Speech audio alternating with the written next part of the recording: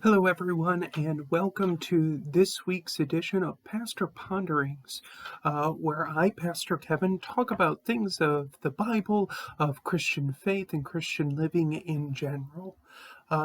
We took a week off last week for Christmas, and we are back, and Christmas is actually what I want to touch on this week. We are now in the period between Christmas and Epiphany. And what most of you might not realize is there's a name for this period, uh, which is the Christmas season. Now, the Christmas season ends up being kind of an in-between season that lasts for only 12 days.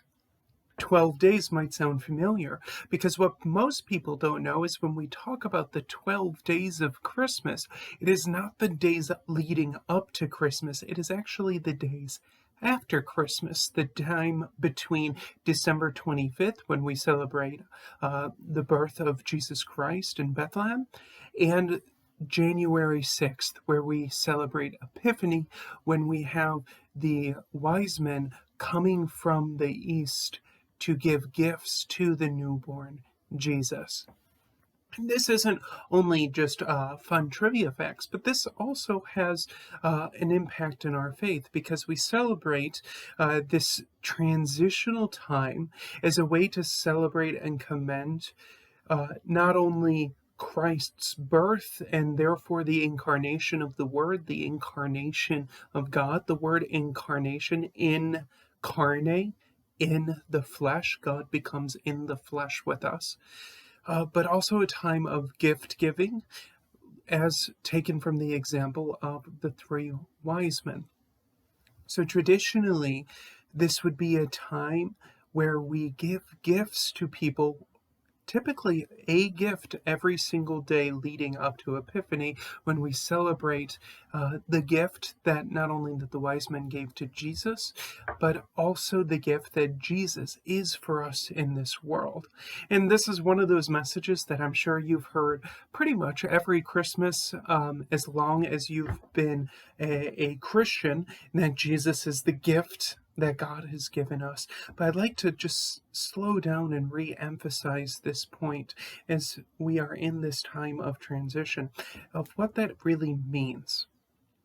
When we talk about God's gift to us in Jesus Christ, what we're talking about is that God's gift to us is to become like us, so that God knows, feels, and in fact lives through the common experiences of humanity, namely life and death. And so, as Paul puts it in the book of Romans, that means if Jesus Christ experiences a death like ours, and we are connected to Christ's death, then we are also connected to the life of Christ, and we are connected to Christ's life. So that when Christ on Easter, during the Passion, dies on the cross, we are also connected to the empty tomb when Jesus is resurrected. And this all starts here in this transitional time between Christmas and Epiphany.